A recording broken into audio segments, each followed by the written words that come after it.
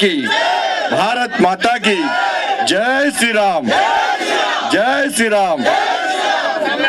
अरे आगे ఏమనుకుంటున్నాడంటే బీసీలు అంటే బానిసలు అనుకుంటున్నాడు అప్పుడు బిస్కెట్ ఇస్తాడు కానీ బీసీలు బిస్కెట్లు వేస్తున్న విషయం ఆయన తెలుస్తలేదు నాకు అంటే కాళ్ళ దగ్గర పడుంటామా ఇలా రాష్ట్ర ముఖ్యమంత్రి బీసీల వ్యతిరేకి పేదల వ్యతిరేకి బీసీలు ఉన్న పేదల వ్యతిరేకి ఎస్సీ ఎస్టీ బడిగిన వర్గాల వ్యతిరేకి అగ్రవర్ణాల పేద కూడా వ్యతిరేకి ఆయన కానీ పేదలందరూ కొడుతున్నారు పేదలందరూ ఒక్కగా మారబోతున్నారు ఓట్ బ్యాంక్ గా మారబోతున్నారు పేదల జాతి ఒకటవుతుంది ఇలా అందుకే తెలంగాణ రాష్ట్రంలో ఇలా బీసీలకు న్యాయం జరగాలంటే పేదలకు న్యాయం జరగాలంటే భారతీయ జనతా పార్టీ ప్రభుత్వం రావాలని కోరుకుంటారు కాబట్టి ఇక్కడ కూడా ఇదే స్పందన వస్తున్నది ఇలా లాస్ట్ కు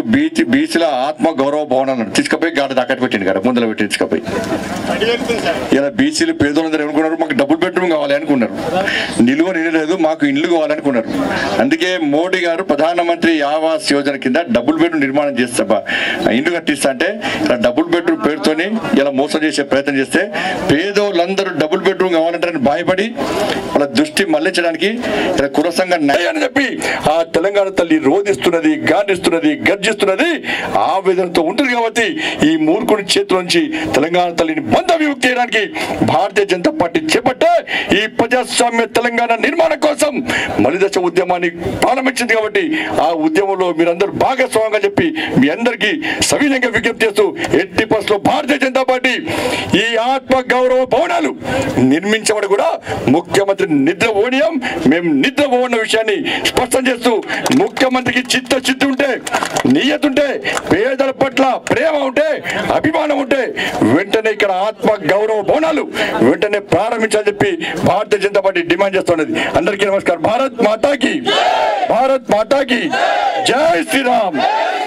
రాష్ట్ర నాయకుడు బండి సంజయ్ అన్న గారి నాయకత్వంలో ఓబీసీ మోర్చా అధ్యక్షుడు ఆలయ భాస్కర్ అన్న నాయకత్వంలో స్థానిక ఎమ్మెల్యే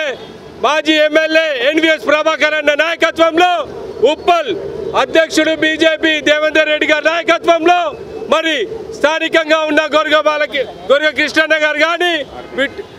బొంగు రమేష్ గారు కానీ బాలకృష్ణ గారు కానీ ధర్మారెడ్డి గారు కానీ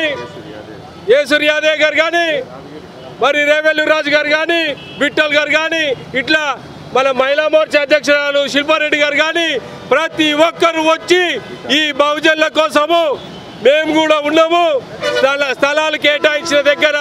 ఇమ్మీడియట్లీ నిర్మాణాలు చేపట్టాలని చెప్పి వారు కూడా మద్దతు తెలియజేస్తున్నారు. ఈ యొక్క నేను పంజాల శ్రవణ్ కుమార్ గౌడ్ గీతాసెల్ రాష్ట్ర కన్వీనర్ని. మరి బడుగు బలహీన వర్గాలు ఓట్ల బ్యాంకు కోసమే పనికొస్తారు కానీ ఇలా బడుగు బలహీన వర్గాలు ఆత్మగౌరవ భవనాల గురించి కూడా మనము పోరాటం చేయాల్సిన అవసరం ఉంది.